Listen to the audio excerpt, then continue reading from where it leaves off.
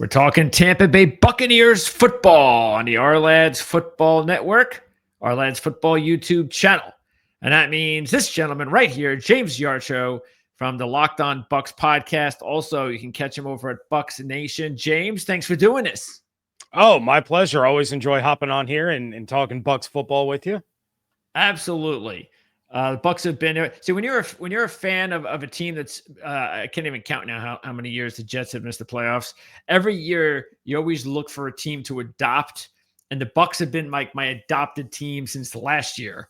Baker Mayfield drafting him on my dynasty team, and having me look like a genius thanks to Baker for making that call. And then, predicting him to win the division last year, once again, making me look good. And then once again, predicting them to win this year when everybody was taking Atlanta. And so far, so good, James. They're back in first place. I know there's still some time to go, but they finally got ahead of Atlanta, which is what they needed to do with that tiebreaker deal. But there's still a little bit of time left. Yeah, and thanks to Kirk Cousins for Kirk Cousinsing. And then just such a favorable schedule for the Bucs, on the other side of the bye week. They have one game, which happens to be this weekend, against a team above 500. So, even when people said that they were down and out, I was saying on the Locked On Podcast Network shows, like, the Bucs are still going to make the playoffs. This is going to happen. And I was being laughed at. I was being made fun of. And I'm like, you just wait for it to play out, because the Bucs were much better than their record showed, and now they're able to take advantage of a much easier schedule and be able to put themselves in prime position to win the South again. Correct me if I'm wrong, James, but which team is the only team that beat Detroit this year? That would be the Buccaneers. Who's their quarterback? The Buccaneers. Baker. Yeah, Baker. By the way, if the NFL really gave out the MVP award the way they should, he should be the MVP winner right now. Not let's just give it to Allen and Mahomes every year because they're the best quarterbacks. I mean, that's boring. I mean, come on. Yeah. I mean, for what Baker Mayfield has done with this team has been remarkable. And fun fact, Baker Mayfield is the only quarterback this year to beat the Lions and the Eagles.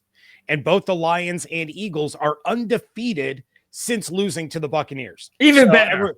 Everyone talks about, the Lions are and don't get me wrong, the Lions are a great football team. Sure. Yeah, everybody's talking about, the Eagles are a great football team. Yeah, they are. Saquon Barkley looks like one of the smartest free agent pickups ever. But the Buccaneers were able to beat both of those teams, and they weren't at full strength either time. So it's a scrappy group for sure. Yeah. With Godwin out, and of course when Evans went out, that's when I'm sure Bucs fans were just feeling this is it. I mean, we're done. We're toast. Lost to Atlanta twice. All of our guns are gone, or all the bullets are gone. But the guy holding the gun, Baker Mayfield, is still there, and it's just amazing how he just proved how good he's been. That it didn't matter that Godwin was gone or Evans was gone. He just went to the next guy. But it also speaks really well of Tampa Bay and their players that they stepped up as well. Yeah, no doubt. And Kate Otten was a big part of that. Bucky Irving has been a massive part of the offense. Rashad White, not quite the player that he was last year, but he hasn't had to be, which has been kind of nice. And then, guys like Sterling Shepard, he had his moments. Rakim Jarrett had his moments. You've had these other guys step up and play big roles. Jalen McMillan, their third-round draft pick out of Washington, has been in and out of the lineup with injury. He had a big week last week. So it's been a collective for sure. And Liam Cohen has done just a masterful job of being able to navigate all of these different injuries, all these different situations. You lose your starting right tackle in week one, and so you have to put a backup in there. Then you lose Tristan Wirfs for a game and a half. You gotta put a backup in there, and still being able to take one of the worst rushing attacks in the NFL over the last 3 years, and now they're a top 5 unit thanks to a revamped offensive line, the addition of Bucky Irving, the emergence of Sean Tucker in certain situations. So it's been, really phenomenal to watch Liam Cohen go to work. And that's why he's getting head coach buzz. He's going to get head coach buzz, and he's earned every bit of it. Do you attribute the better running game to, if you had to choose, to Irving being added to that threesome, and maybe even, Tucker stepping up this season too, and a three-headed monster there, or Cohen? Oof. Or the offensive line? I want to go offensive line, truly. You have Cody Malk in his second year now. He's getting a little bit better. You have, Gedeke and Wirfs were really, really good last year, but then you have your first round pick in Graham Barton, who has anchored the center of that line. He's been absolutely phenomenal. And then the addition of Ben Bredeson, which he was kind of an outcast of the New York Giants. And going into the season, we didn't know, is it going to be Ben Bredeson or is it going to be Sua Opeta from the Philadelphia Eagles that's going to win this job? And a lot of the early buzz was it was Opeta's job to lose. He had been outperforming Bredeson. Then he goes down with a season-ending injury. Bredeson wins the job by default, but he's been great. And so I think the offensive line has every bit as much to do with the rushing success as the additions of Bucky Irving and Liam Cohen. Dave Canales, it wasn't like he was trying to avoid the run game. He was stubborn about how much they were running the football last year, even when it wasn't working. Okay. I think just the combination of the O-line, the addition of Bucky, the style of Liam Cohen has played into this so much. But if I have to choose one, I'm going with the improvements on the offensive line. Okay. Speaking of, you mentioned injuries, and of course, every team has them, but the Bucs have really had some injuries that they've had to deal with. We've already mentioned what happened there to his receivers, but let's start on offense. I know Irving's been a little banged up, and by the way, here at Ourlads, if you take a look at the depth charts, you'll notice that any player in red is basically like a banged up player who might miss a game or two. You have to go all the way down here to the reserves for the injured reserve players, the guys who are either out for the year on IR or who might come back. So I tell you what, let's actually start down here. Which players are the Bucs hoping to get back? I think Jordan Whitehead is going to be back, if possibly week 18. But if they go on to make the playoffs, I think you will see the return of Jordan Whitehead. Bryce Hall, he was lost for the season in week 1. Servassier Dennis, he was lost for the season, obviously. Well, I shouldn't say obviously. So Chris Godwin's situation is interesting. And it's interesting because he had done a charity event shortly after the injury occurred. And he had kind of implied that if everything with the surgery and the recovery and the rehab went perfectly, there's a outside chance he could return in the postseason if the Bucs make a run. So you might see him back. I think it's a pretty long shot, but it's not completely ruled out yet. And then of course they've designated Cameron Johnson to return from IR. He was a guy they were really, really high on, undrafted player, made some incredible splash plays in the preseason. He was one of the training camp superstars. He would add a little bit of depth to that wide receiver spot. But outside of that, I mean, yeah, you're pretty much looking at Jordan Whitehead being able to return. Okay. And then, the outside chance of Chris Godwin. All right. And it's just so bad too for Chris because he had been playing so well, as you know. So yeah, and in a contract year too. I mean, when he went down, he was leading the NFL in yards after catch. He was top 3 in receiving yards. He was top 3 in receptions. He was tied for first in touchdowns. He was having the best season of his career. And to go down the way that he did, I know the NFL made a big deal about these hip drop tackles. Just missed your audio there, James.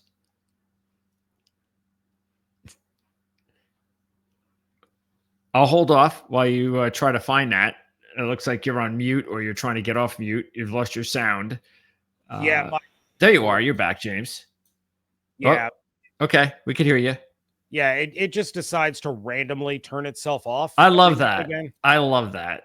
Technology's the Yes, but yeah, I know the feeling. Okay. So Godwin, but by the way, do you think it's possible that they get both of them back contractually next season? I'm talking about Evans and Godwin, or do you think it's only going to be one of them?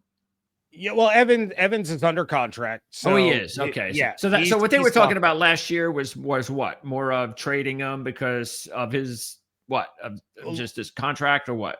last year he was a free agent. He was a free Uh, agent. Okay. yeah, So now so he's signed and sealed, and he's going to be a Buccaneer for how long? Another 3 or 4 years or something? it's I believe he signed a 3-year deal. Okay, that's good. Um, so yeah, then Godwin is the free agent, and they're going to do everything in their power to keep him.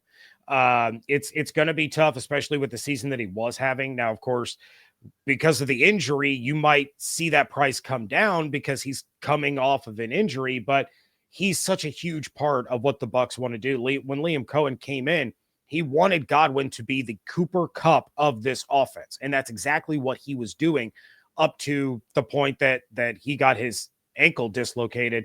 I like Jalen McMillan. I like Trey Palmer. I like Rakim Jarrett, but those guys are not Chris Godwin, and they're not going to be able to fill the role the same way that Godwin does. So Jason Light, John Spytek, those guys are brilliant at being able to get these contracts to work. You saw it with Antoine Winfield Jr., you saw it with Tristan Wirfs, you saw it with Baker and Mike Evans this past offseason. So I could see a situation where they franchise tag Godwin to try to work out that long-term deal. Godwin's played under the franchise tag twice. I could see them doing it again, saying, Okay. look, we need to make sure that we keep you, but we still want to get that long-term deal worked out.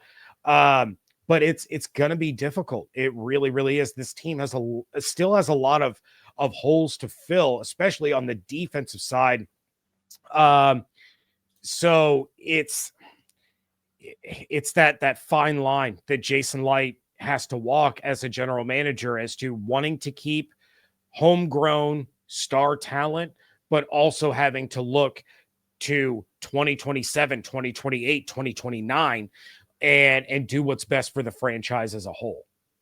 Well, and the hope is, of course, that McMillan turns into that number 2 guy if they can't sign Godwin.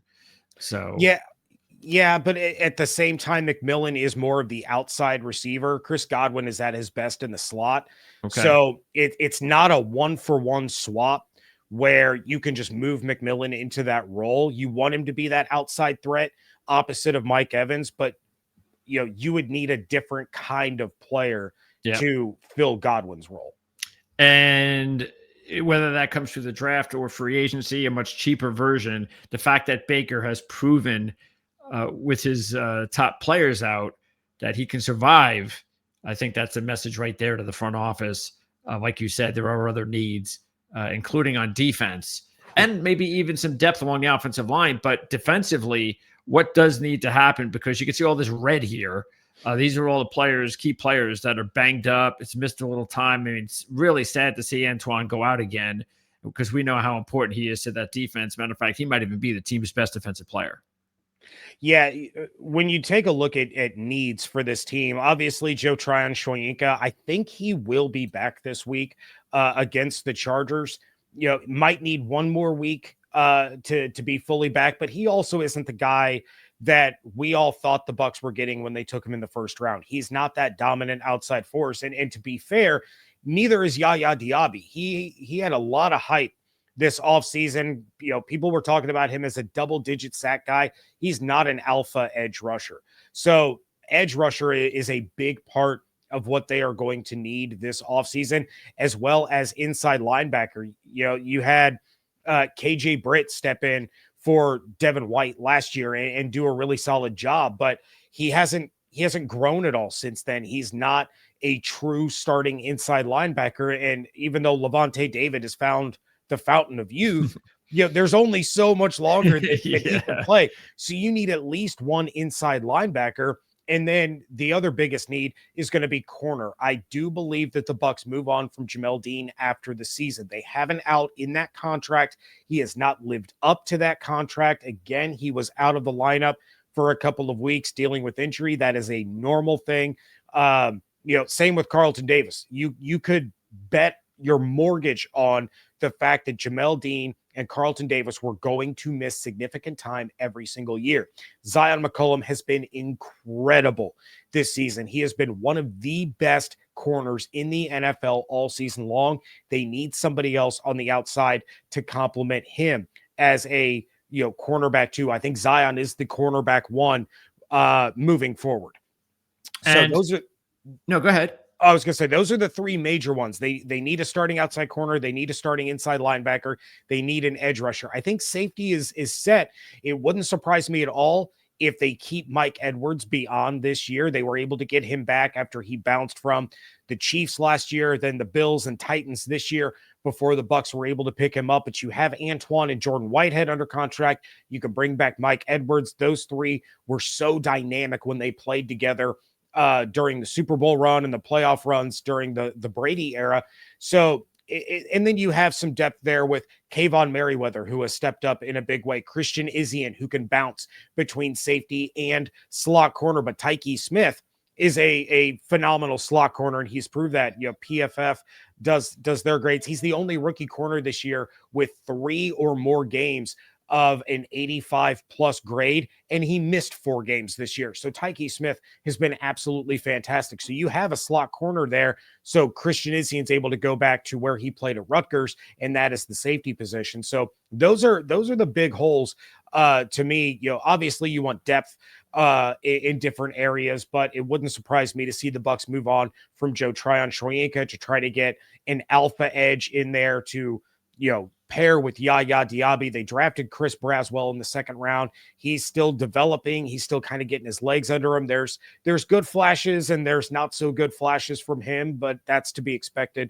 from a rookie. Are they looking at Braswell to be an edge rusher or more of a cover linebacker? He's an edge guy. Edge right. Okay. All right. So overall, what do you think about the draft class? I think it's been really, really solid. Graham Barton, as I mentioned earlier, has been really good. Braswell, he's a work in progress. I get that there's a premium for edge rushers. So even though you took him in the second round and he hasn't produced a ton, there, like I said, there have been flashes there where you can see the potential. And then their third round of Jalen McMillan and Tyke Smith were absolutely fantastic. McMillan starting to get even more comfortable. And then Bucky Irving in the fourth round might be the steal of the NFL draft this past year. He's leading all rookie running backs in rushing yards, in touchdowns. He's been an absolute dream for this team. So, Jason Light has done a great job in these drafts over the course of the past few years, and 2024 was no exception. And the team also kept their 6th rounder, their 7th rounder, and also a free agent, Tyreek Funderburk. Oh yeah, and lots of undrafted free agents on whether it's on the active roster or the practice squad.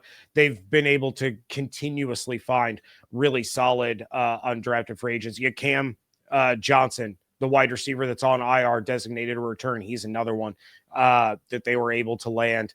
So yeah, it was another fantastic job by the front office and the coaching staff to find these players. And the offensive line, so in order to bulk it up even more, what would you say their priority would be?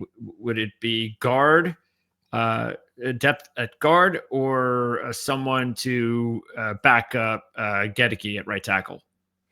I would say they would probably look for more of a right tackle backup behind Gedeke. Justin School struggled so much on the right side when Gedeke was out with his concussion. He did a fine job in place of Tristan Wirfs on the left side, which, historically is a more difficult place to play, but that's where he is more comfortable. That is where he plays better football. So, one of the things that Jason Light really makes it a point to do is he likes to find these swing guys that can play multiple offensive line positions. It allows him to keep fewer on the roster, but still have depth across the entire line. So I would look for something more like that. But if I had to pick, one position where they need a true backup, it would be the right tackle position. Other than that, they have pretty solid depth across the board. Robert Hainsey's a guy that can step in. He can play center. He can play guard. I believe he played tackle at Notre Dame. He's one of those swing guys. And, and again, Justin School is fantastic there on the left side. Elijah Klein, another one of their draft picks. He's a guy that, we haven't, luckily, in all due respect to Klein, luckily we haven't had to see him this year, but you can tell, the growth that he's had from rookie minicamp into training camp, into the preseason, and throughout this year. So having another year under his belt will certainly help if he gets called upon. But, Ben Bredesen's under a 1-year deal. Sua Opeta was under a 1-year deal. Bredesen's going to be another guy that the Bucs are going to want to bring back. He's done a really, really good job, and they're probably going to want to keep that offensive line intact moving into next year. All right. Now, let's talk about the game. This is a big one for both teams. Of course, the Chargers have lost 2 out of 3, so they don't want to keep losing. Tampa Bay, of course, we know they're in first place. They need to stay ahead of Atlanta, who will be in Las Vegas on Monday night. So what do you think about this matchup? What do you think is going to be the biggest concern matchup-wise for the Bucs? Oof. It's kind of funny because this is like a strength versus strength, weakness versus weakness kind of situation. The strength of the Chargers is their defense. They have the best scoring defense in the NFL. The strength of the Buccaneers is the offense, which is not something we say about the Buccaneers historically very often. And then the Bucs defense is not so great. The Chargers offense is one that has done just enough to make sure that they get the win thanks to their defense. So when you take a look at this matchup, I think the toughest thing for the Bucs is, will they be able to continue to run the ball as effectively as they have over the course of the last few weeks? They're averaging just under 182 rushing yards a game since coming out of the bye week. They managed to keep the run game going with Rashad and Sean Tucker last week against the Raiders without Bucky Irving. He played a couple of snaps and then he was out for the rest of the game. Can they keep that going against a Chargers team that's pretty good against the run? I think they're allowing like 4.4 yards per carry, which is a little bit less than what the Raiders are allowing.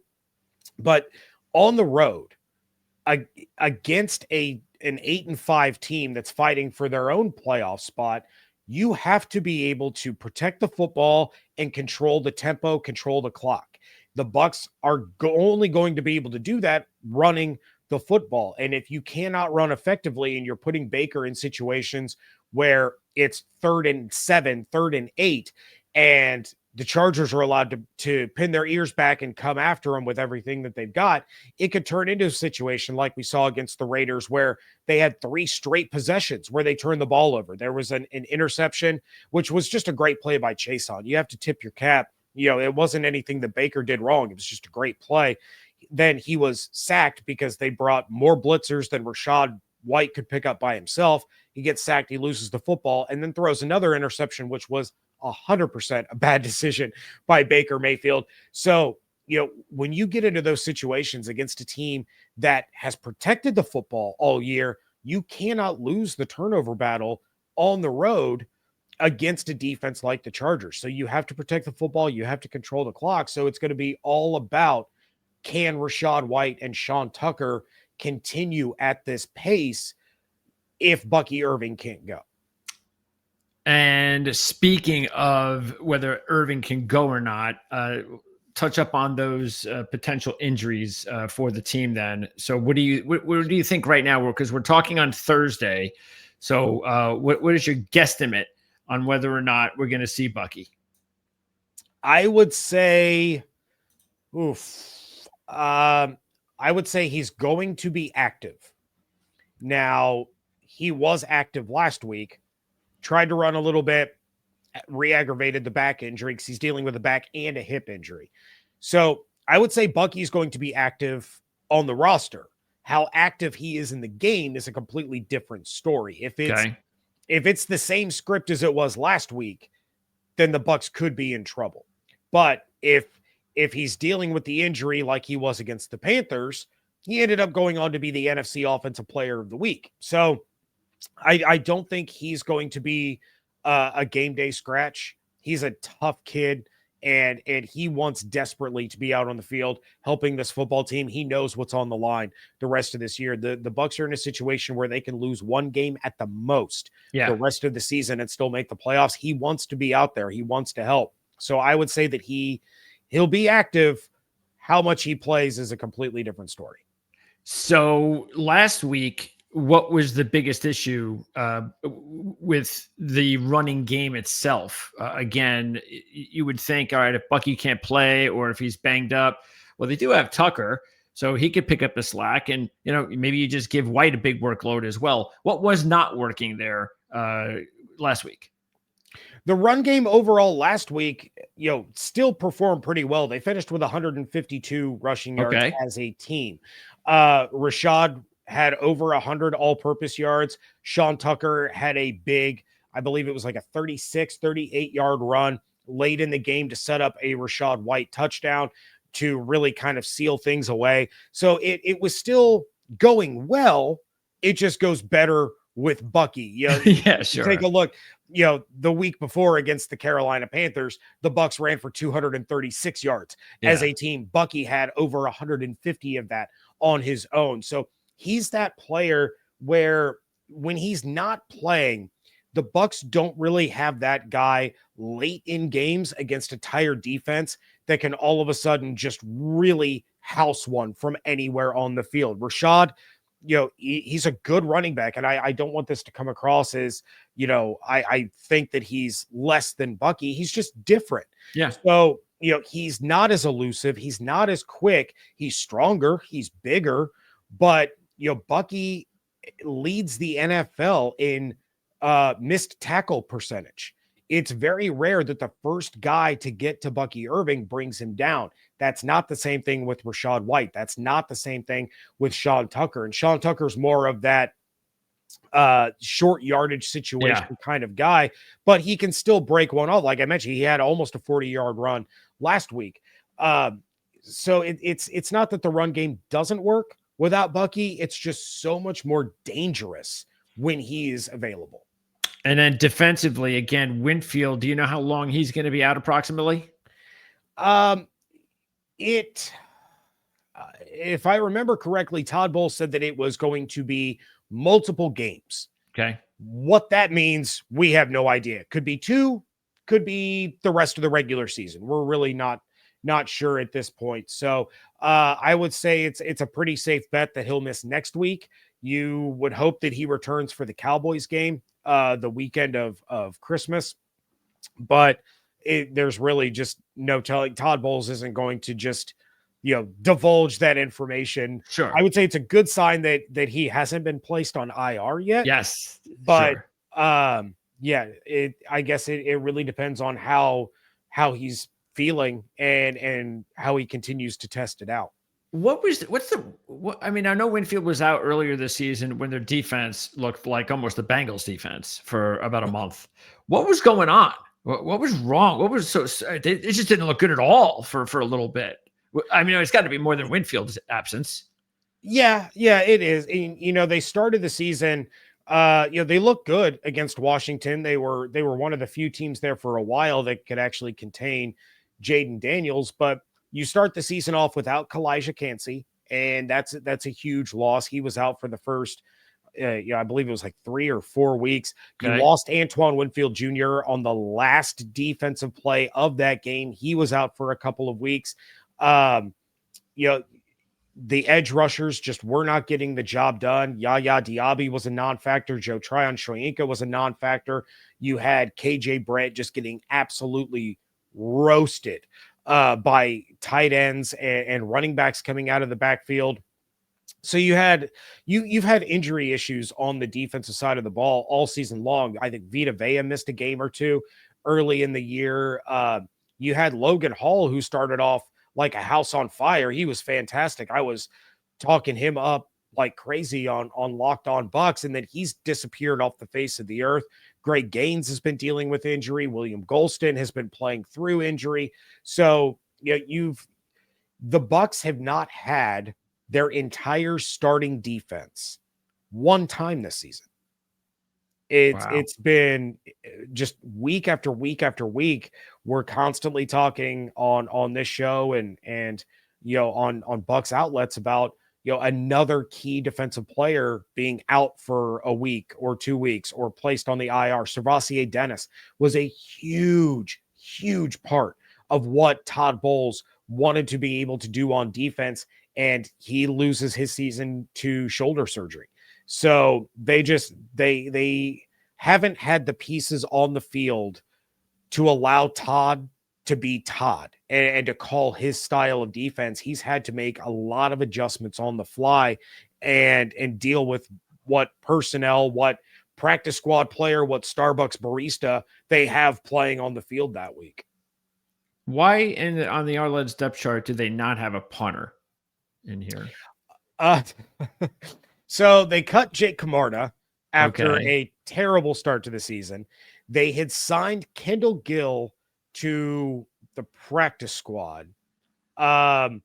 He punted for a couple of weeks. He was activated to the 53-man roster. He punted for a couple of weeks. He was terrible. So they have is it Jake Browning on the practice squad. He was a elevation for this past week.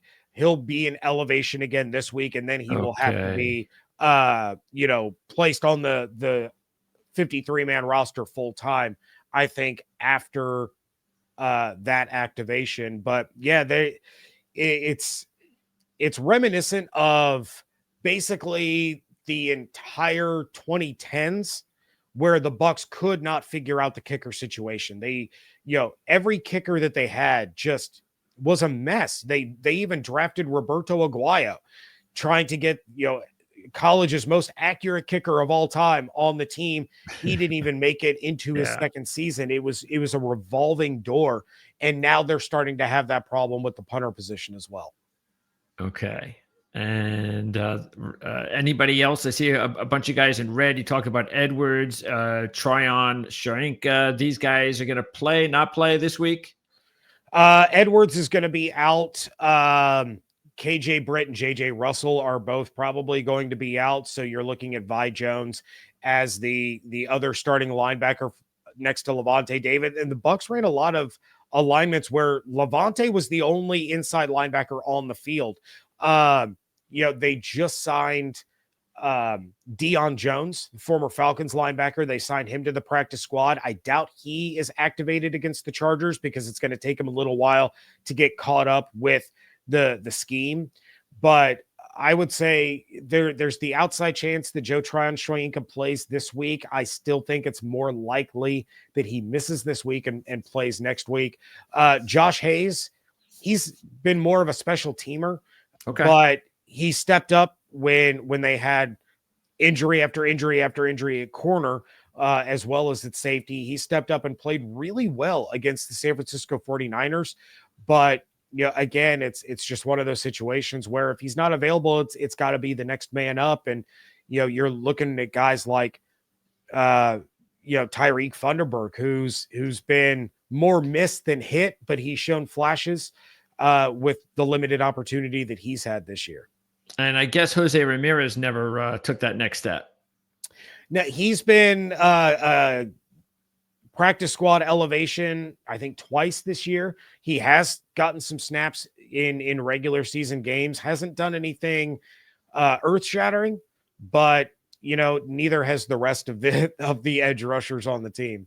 Sounds like to me again that like you were saying, that this is why you can't really afford potentially to go with Godwin, because there's just the entire defense, the injuries have just exposed the lack of depth that the Bucs have right now. Even though some of these guys are doing a good job of, holding the fort a little bit, their defense has played a lot better after earlier this season. So I would close out by asking you, based on what with the potential injuries, and again, let's just guess that Winfield will be back, and that's the biggest one. What is your guess regarding how far this team can go, even though, we know, like you said before, they've beaten quality teams. They've beaten the two best teams in the NFC. They can do that, even though there's no Godwin. But That's okay. Again, you proved that they can win without him in the Eagle game, correct? Was he not there in the Eagle game, or was someone He else? was He was he there. was there Okay. for the Eagles. He got hurt against the Ravens. Okay. So yeah, they didn't have him. Yeah, that I wasn't a good believe game. Yeah. Yeah, I believe that was the second game against the Falcons. Yeah, he wasn't in that one. Okay. Didn't play against the Chiefs, didn't play against the 49ers, didn't play against because he and Evans were both out for that entire stretch. And you go back and you look, they lose to the Chiefs in overtime. That's a Oh game that yeah. if they have Evans or Godwin, they're winning that football game. They probably beat the Niners if they have one or both of those guys. They probably beat the Falcons the second time if they have one or both of those guys. So I saw something. If every one score game in the NFL this season had the reverse result, the Buccaneers would be the one seed in the NFC at 9-4 right now. They would have the best record in the NFC. So they're losing close games and they're doing it without superstars. What was their best win without both? Well, did they have a big win without Evans and Godwin? Nope. And if not, what was their best win since Godwin's been out? So yeah, they didn't win after Godwin and Evans both got injured against the Ravens. I would say the game against the Chiefs was probably their best one. It was another situation where it goes to overtime. They lose the coin toss. They never touched the ball. Yeah. Never had the opportunity. Their best win was probably the Giants game. And it was such a dominant victory Yeah, on both sides of the football. Yeah. But then again, they played a really tough Panthers team. That one goes to overtime. And the Raiders gave them everything they had, and they were able to pull out at the end. So, but most impressive was for sure the Giants game, just because it was such a complete team victory. The defense looked great. The offense couldn't fail. Like you could have actively tried to not score, and you still would have scored with the way that offense was playing in that game. Well, this is the Bucs' last chance in the regular season to, put a check mark with a big win, like against a quality team. Because, like you said, the schedule really favorable for Tampa Bay after this. So even if they lose, and this becomes that game you talked about, and I agree that they lose one game, and the team should be fine. Falcons are not winning out, and not the way they're playing. I know their schedule is okay as well, but still, I think they're losing on Monday night. But we'll find out. That's for Desmond Falcon Ritter fans. revenge game. Yeah, it is. It is. So anyway, hey, if the Bucs could upset the Chargers and Las Vegas wins, then that may be actually a good night in the NFC South. But either way, I appreciate you coming on, James. We'll talk again come playoff time, when the Bucs are in the playoffs, which they will be.